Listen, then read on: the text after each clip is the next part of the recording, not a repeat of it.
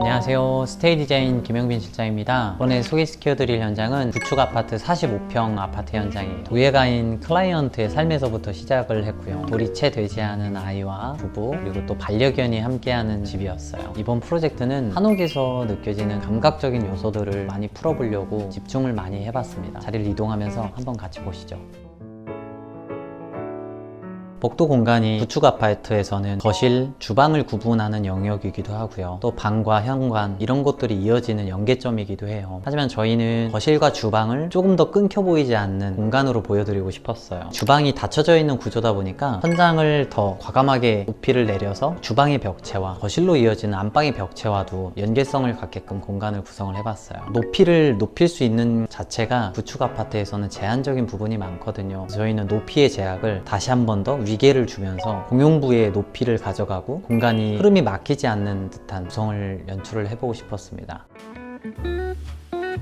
기존 주방은 원래 들어오는 입구부터 중문이 위치해 있었어요. 구축 아파트들은 대부분 큰 평수를 가더라도 주방이 닫혀져 있는 구조로 되어 있는 경우가 많아요. 식탁 공간을 활용을 하고 안쪽으로는 기역자 혹은 디귿자형의 주방을 갖고 있었어요. 저희 클라이언트는 아침에 이제 요리도 직접 많이 한다고 하더라고요. 빛이 들어오면서 햇살이 담긴 공간을 연출을 하고 싶기도 하고 그 부분에서 요리를 하는 형태를 갖고 싶어 했거든요. 저희는 그런 클라이언트의 니즈가 담겨 있었다 보니 그 니즈에 담긴 공간을 해석하려고 많이 노력을 했던 것 같아요. 이 메인 아일랜드 뒤로 냉장고 가전들도 배치가 되어 있지만 이 가전들을 활용을 해서 가벽의 중심점을 잡아주고 불필요하게 보여지지 않아야 되는 부분을 보조 주방으로 가져간 거죠. 저희 클라이언트의 또 두 번째 니즈가 이 스텐 상판을 활용하는 거였어요. 이전에는 저희가 뭐 세라믹을 활용하거나 일반적으로는 뭐 인조 대리석을 사용하는 경우도 많은데 이 스텐 상판의 경우는 아무래도 관리가 쉽지는 않은 것 같아요. 근데 저희 고객님이 이번에 사용하면서 이전에 사용했던 인조 대리석이나 이런 부분보다는 훨씬 더 쾌적하고 관리가 너무 좋다고 얘기를 해주시더라고요. 그래서 다른 분들한테도 권장을 많이 해줬으면 한다는 얘기가 있었어요. 어떤 분이 쓰냐에 따라 편리하냐, 편리하지 않냐, 아니면 나에게 필요한가, 필요하지 않은가의 부분도 당연히 가져갈 것 같아요. 후드도 2개가 달렸고 쿡탑도 2개가 달려있고 지금 제 밑으로는 식기세척기, 빌트인 오븐, 그리고 전자레인지, 밥솥, 냉장고들, 그리고 또 커피를 사용할 때 쓰는 뭐 피처리인서, 정수기, 아주 많은 가전들이 들어가 있어요. 하지만 공간이 답답해 보이지 않는 이유는 제 각자의 위치를 찾아서 정리가 됐다고 보시면 될 것 같아요. 저희가 어떤 정리를 잡느냐에 따라 나머지 가구들의 배치, 보여줘야 되는 수납들의 위치들이 정돈이 되는 구분이 달라지거든요. 탑 쪽으로는 모자이크 타일을 배치를 하고 스텐 상판이 들어가 있는 메인 아일랜드 밑에 사비석이라는 돌을 선택을 했죠. 그래서 그 돌을 메스감에 대해서 더 뭔가의 분절을 주기 위해서 통석을 사용하기보다는 사비석을 한 번 더 커팅을 이용해서 바닥에 안정감을 줄 수 있는 매개체를 잡아봤어요.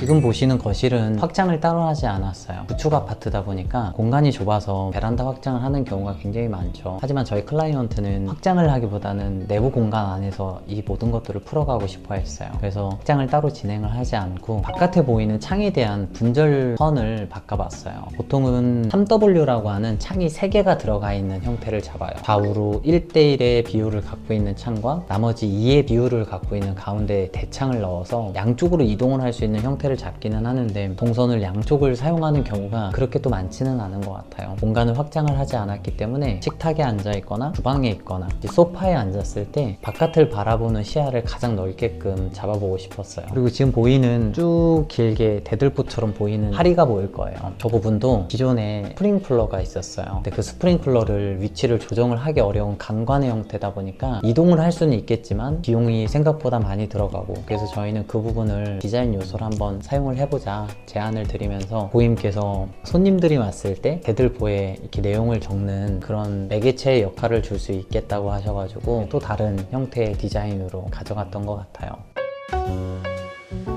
여기는 안방이고요. 드레스룸을 별도로 만들다 보니까 안방에서 드레스룸이 딱히 필요하지는 않았어요. 대신에 침대를 놓는 공간, TV를 볼 수 있는 공간, 작은 간이 책상을 놓고 쓸 수 있는 공간이 필요했죠. 간이 책상이 들어오면서 안정감을 줄 수 있는 벽체도 있으면 좋겠다는 생각을 했고 현장 실측을 하면서 안방 욕실을 봤는데 거실 욕실보다 더 좁더라고요. 근데 그 좁은 욕실에 세면대, 변기, 욕조 이 모든 구성이 들어가는 형태였어요. 그래서 저희는 과감하게 지금 이 공간을 세면대를 넣으면서 파우더럼 같은 요소를 잡아봤고요. 간살 중문을 넣어서 냄새 차단도 막아주는 역할을 해주지만 디자인적인 요소로도 많이 풀어봤어요. 세면대를 한번 보시면 아래쪽으로는 가전 수납도 할 수 있게끔 콘센트를 넣어드리고 너무 우두우두한 느낌의 한옥적인 부분을 천연 대리석을 넣어서 다른 해석의 공간을 풀어봤어요. 너무 처지거나 따뜻하게만 느껴질 수 있는 공간에서 실버 트라버틴이라고 하거든요. 흑색의 간지를 갖고 있으면서 좀 더 또 따뜻한 느낌을 같이 연출을 해볼 수 있을 것 같아서 이제 특별한 세면대를 이제 제작해봤죠. 세면대로 사용하는 공간은 마루가 아니라 흡실과 이어진 타일로 구성을 해드렸어요. 유지 보수에 대해서 좀 더 편리하게 사용하실 수 있는 공간의 계획을 전해드리고 싶었어요. 그리고 저희가 공사를 하면서 이 아파트는 너무 좋았던 게 도어의 부분을 더 키울 수가 있어서 굉장히 장점이었어요. 보통은 내력 벽체로 되어 있어서 철거가 안 되는 벽체로 되어 있는 데가 많은데 여기는 철거를 할 수 있는 공간이 나와서 지금 보시는 것처럼 도어의 높이를 기존보다 더 높게 올리고 공용 벽체에서도 큰 틀로 한 번에 나올 수 있어서 하이엔드에서 볼 수 있는 도어의 높이를 만들어줘서 공간감에 대한 시각적인 부분을 다르게 변화를 줄 수 있어서 이 점이 너무 좋았던 것 같아요.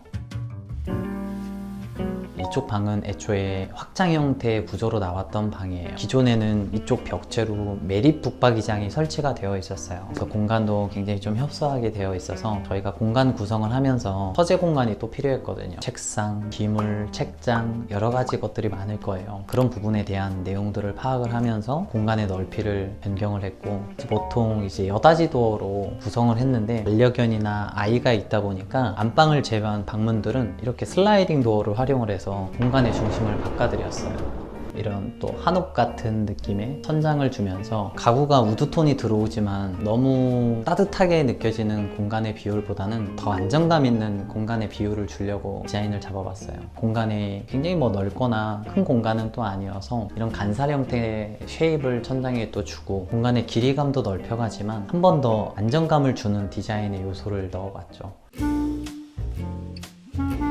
현관도 처음 문을 들어왔을 때 신발장이 좌측에만 위치를 해 있었어요. 지금 보는 벽체가 원래는 비내력 벽체였는데 아이가 있다 보니까 유모차, 짐 여러 가지 것들을 수납해야 되는 공간이 많이 필요했어요. 그래서 이 공간을 다시 한번 벽을 이동을 하면서 안에다가 팬트리 공간을 넣어서 더 우리한테 맞는 수납 공간을 제안을 드리고 싶었고 공간을 들어오면서도 답답한 공간에 인식을 주고 싶지는 않았어요. 공용부에서 나오는 마루와 디딤석이 되어주고 바닥 타일로 깔려있는 타일에 격자 문양을 주면서 더 동양적인 느낌의 제안을 드리고 싶었죠. 오늘 영상은 어떠셨나요? 집이라는 공간이 화려하다고 하면 또 쉽게 금방 질리거나 기능적인 요소를 잃는 경우가 많은 것 같아요. 그래서 저희는 기능적인 요소와 균형적인 밸런스에 더 많이 신경을 쓰는 것 같아요. 우리 가족들의 부족한 부분들이 점차 보완이 되어지는 집이 될 것 같아요. 다음에도 좋은 컨텐츠로 찾아뵙겠습니다. 감사합니다.